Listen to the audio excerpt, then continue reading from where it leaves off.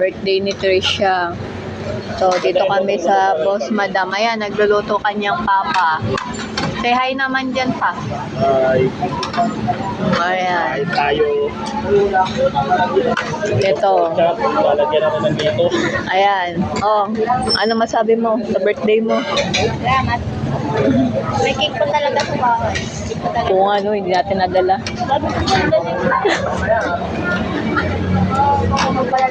Ayan. Virgo lang. Sabi ko naman Sabi mo muna siya sa lutuin talaga ng ayos. ayan, ang aming papa. Ito, yung Korean food. Sarap ito. Ang tawag ito? Anong tawag ba daw? Korean food. Sushi daw. Nasaan tayo? Dito kami po sa Boss Madam.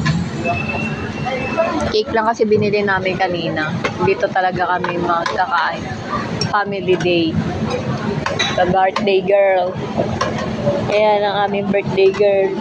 Request niya yan eh. Ang sarap ng sushi. Kaya nga. Sarap. Masarap nga yan yun. May halong kanin. Mm.